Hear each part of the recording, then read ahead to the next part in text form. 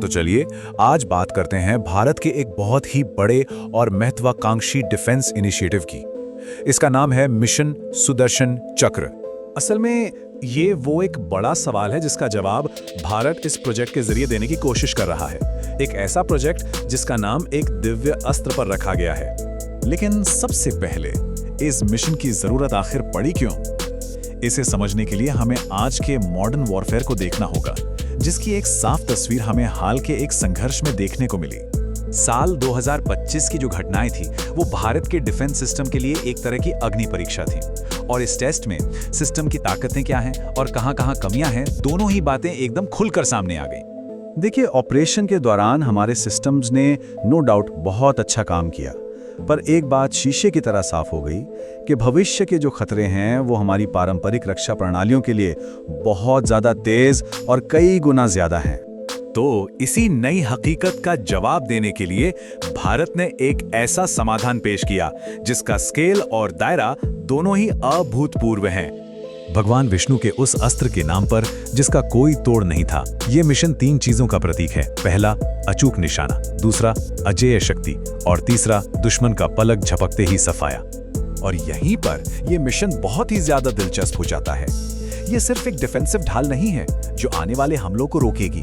नहीं, ये एक तलवार भी है जिसमें तुरंत और सटीक जवाबी हमला करने की पूरी ताकत है।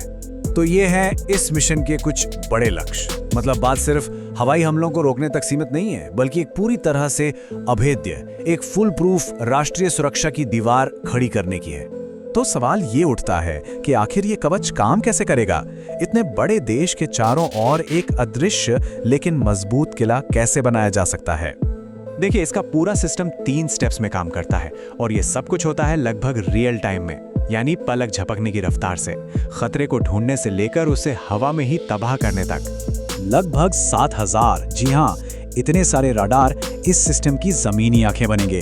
और इसमें ओवर दी हॉराइजन रडार भी शामिल हैं, जो पृथ्वी की गोलाई के पार भी देख सकते हैं, और साथ ही पारंपरिक ग्राउंड बेस्ड रडार भी। और अंतरिक्ष में भारत की नजर बनेंगे 52 नए निगरानी सैटेलाइट्स, जिन्हें 2030 तक तैनात करने की योजना है। कह सकते हैं कि ये होंगी हमारी आसमान में आंखें। तो सबसे जरूरी बात यह है कि किसी भी खतरे को एक नहीं बल्कि सुरक्षा के कई घेरों को तोड़ना होगा। लंबी दूरी के लिए प्रोजेक्ट कुशा जैसी इंटरसेप्टर मिसाइलें हैं, मीडियम रेंज के लिए MRSM और भरोसेमंद आकाश NG जैसे सिस्टम्स हैं, और एकदम नजदीकी खतरों के लिए एंटी ड्रोन गन से लेकर भविष्य के लेजर हथियार तक तैनात होंगे। अब देखिए, कई लोग इसकी तुलना इजराइल के मशहूर आयरन डोम से करते हैं, लेकिन सच तो ये है कि सुदर्शन चक्र का जो मकसद है और इसका जो पैमाना है वो दोनों ही आयरन डोम से बिल्कुल अलग और कई ज्यादा बड़ा है। इसको ऐसे समझिए, आयरन डोम एक टैक्टिकल सिस्टम है जो एक छोटे से इलाके को शॉर्ट रेंज रॉकेट हमलों से बचाता है। वहीं सुदर्शन चक्र एक स्ट्रैटेजिक प्रोजेक्ट है जो पूरे देश को बैलिस्टिक मिसाइल से लेकर हाइपरसोनिक खतरों तक हर तरह के खतरे से बचाने के लिए बनाया जा रहा है।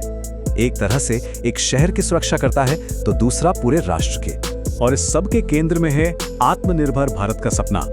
इसका मतलब है कि इसका हर एक कंपोनेंट, हर एक टेक्नोलॉजी भारत में ही बनेगी।